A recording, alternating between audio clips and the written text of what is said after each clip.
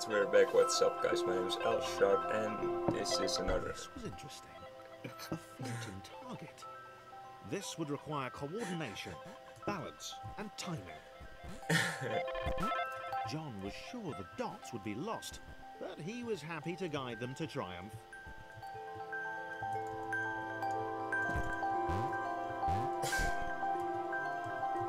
And this is another episode of Thomas Was Alone.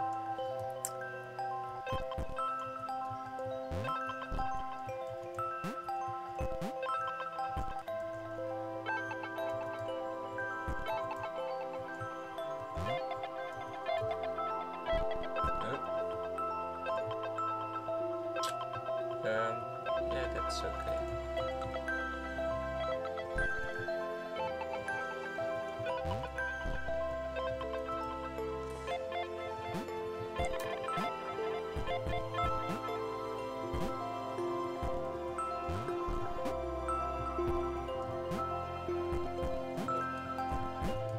Maybe that's what the dots were for. They were there to extend John's reach, to make his performance even more impressive. John liked the thought. He decided to keep them. Thanks, John.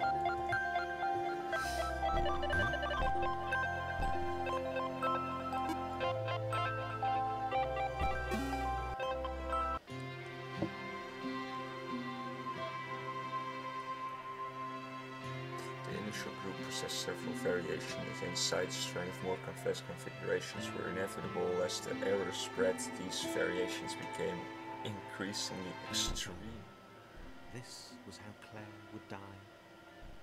She knew it would happen eventually. Oh no! She was rubbish at jumping, and she moved slowly. She felt a little like her continued existence was breaking some kind of natural order. The crumbling pillar was a dramatic death, she supposed. No, Hey. Claire. What? Claire couldn't shake the feeling that she was not, in fact, dead. It was at that moment that Claire realised she had superpowers.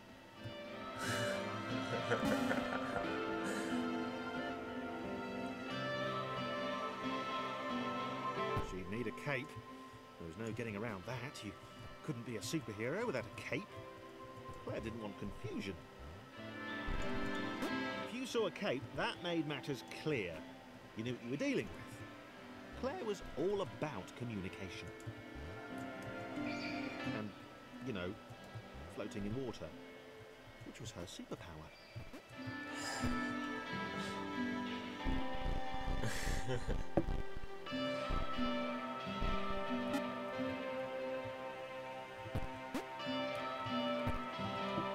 Brilliant.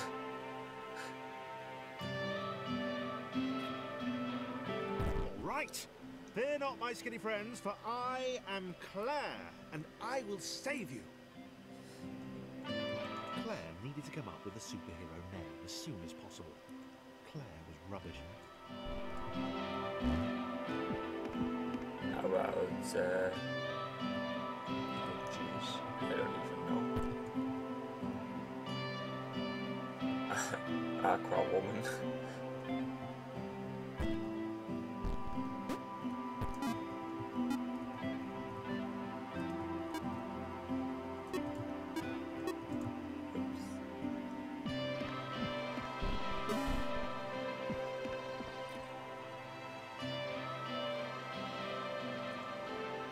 Claire arrived just in time, which was, of course, the perfect moment for superheroes to arrive.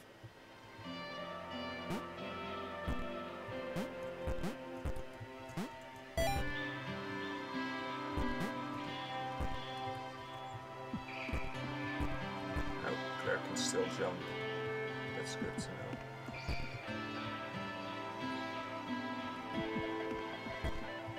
As the water began to rise, Claire vowed to save this little rectangle in as many restarts as it took.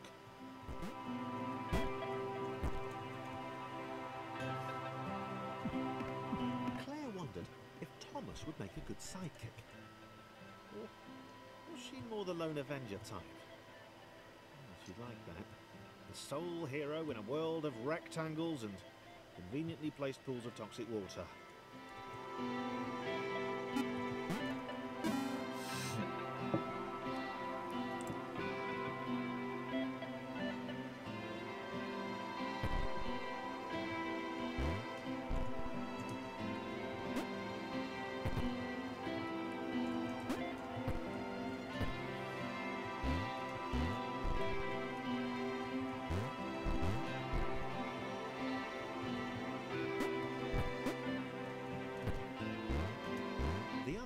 Told Claire that staircases were a bit of a fixture here. Claire wondered why the world made it so difficult.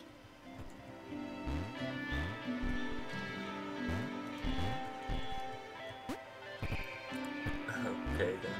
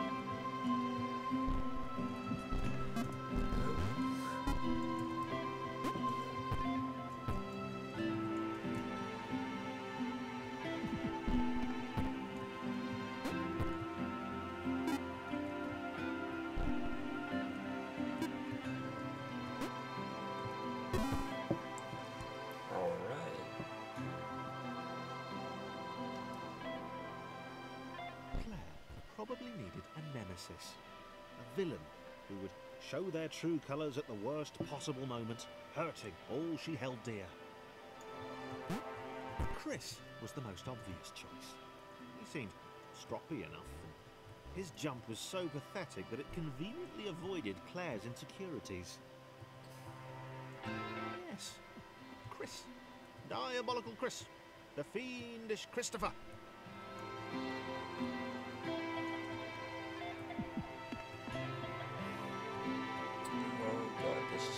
Oh wait, I can move him around.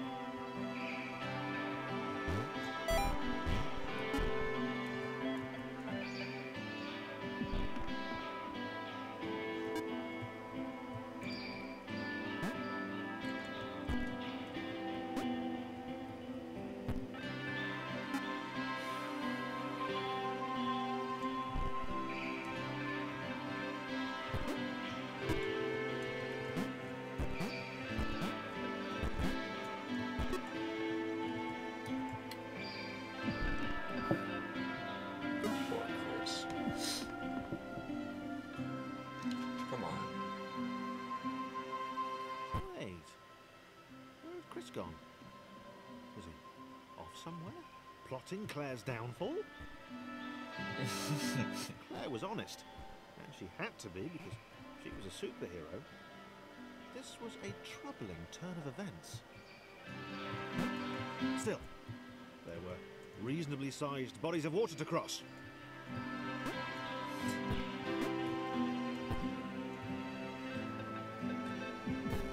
Oh. Okay.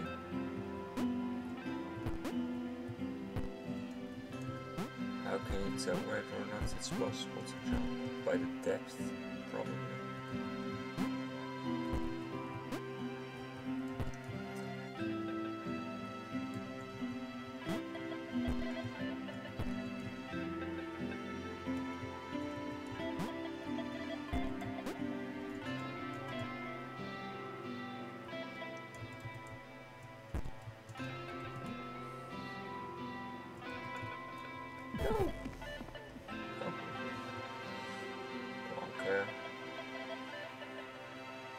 superhero.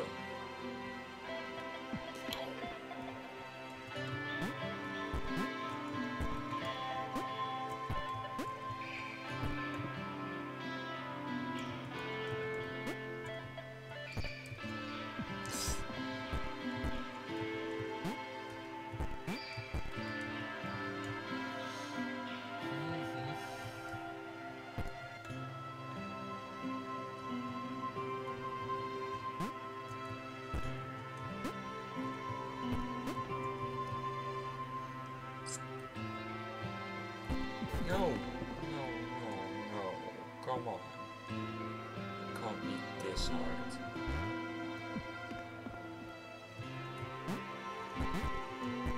Just make the freaking jump.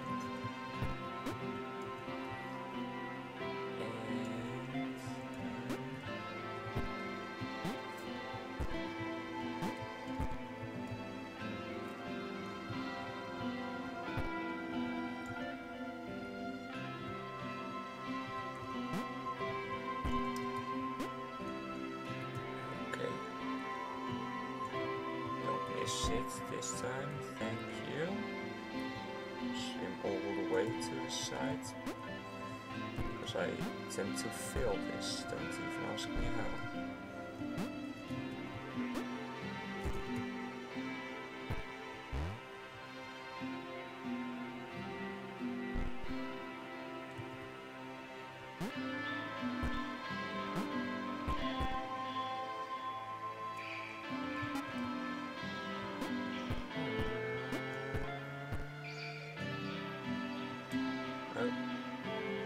It there. There we go.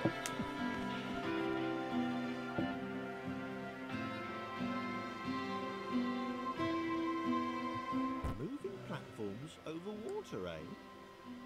Claire's newly heightened senses told her that there were multiple paths across with various possible configurations of the little posse.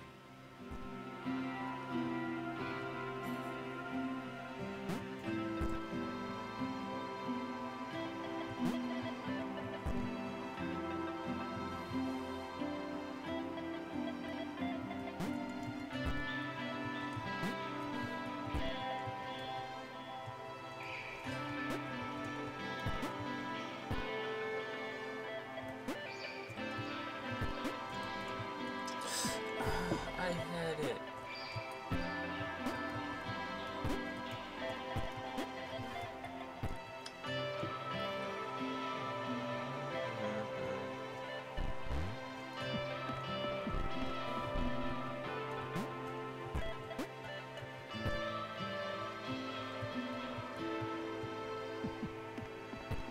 They were doing really well. Claire hoped she could get them all across. John was fully aware he could do this alone. Thomas hoped he'd never have to.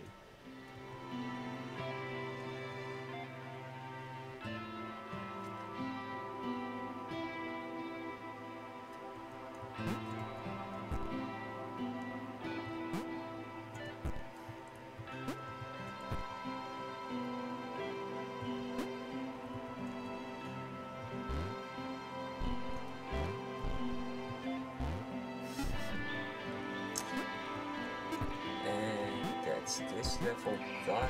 Sweet.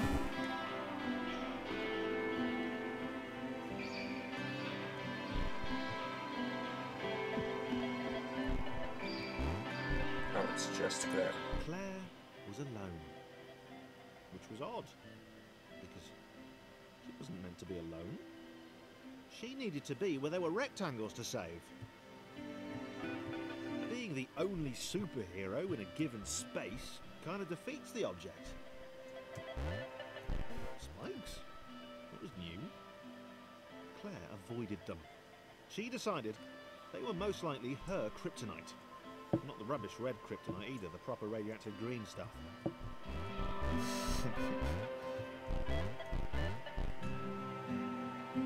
Ow.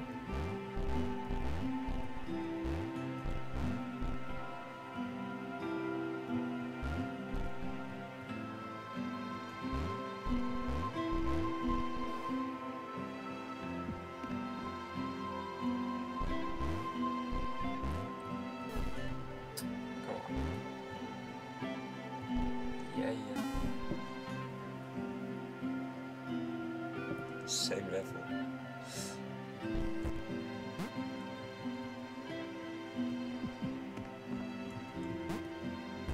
Wow, deja vu. The world was repeating, and this time Thomas was here. Claire felt something had gone wrong. There was a disturbance in the force. Something had altered the matrix. The world was reacting to their progress. It was amassing its forces. It was plotting against them. Claire finally had a nemesis. The world is her nemesis. Oh god. That seems like a bad nemesis to have. Come on, I had that.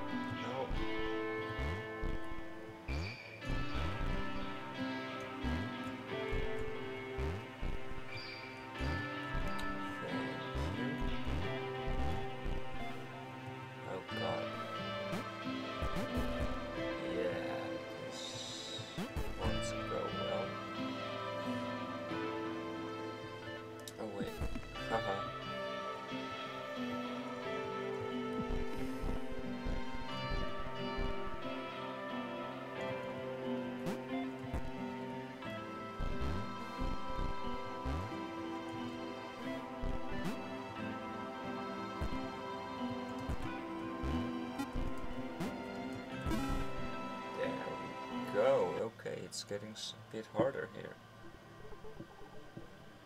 I built protections into the system. When overlaps occurred, the world generated a splitter to remove the unwanted additionals. It's like a white blood cell. It investigates, it captures, and it removes.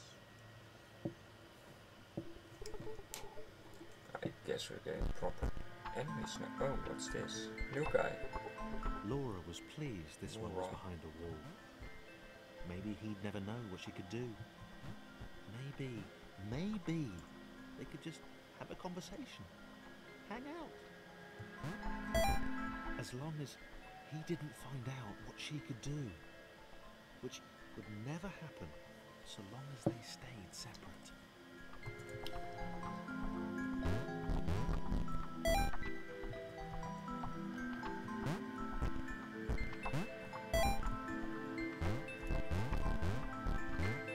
It's a bit like co-op Portal at the moment. In this beginning, where you have to push buttons for each other.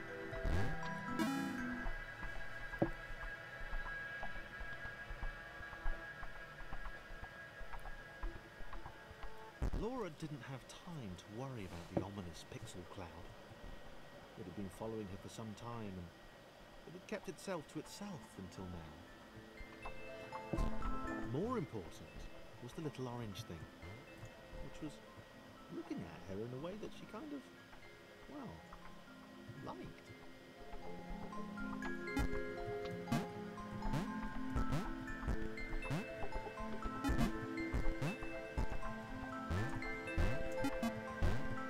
Oh, wow, Laura. You increase bounds.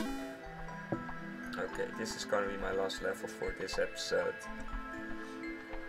As the square, who had shyly introduced himself as Chris, bounced atop Laura, she began to worry that he was just using her like all the others had. They'd all bounced too, and then they disappeared when her back was turned. Aww, Laura.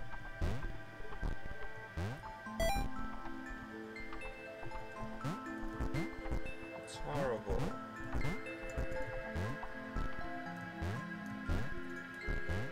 Only the ominous pixel cloud ever remains, looking a little bigger and a little less hungry with every disappearing friend.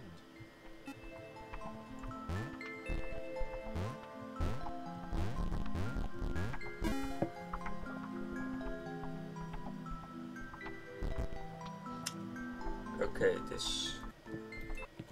Before he starts talking again, like in the previous episode.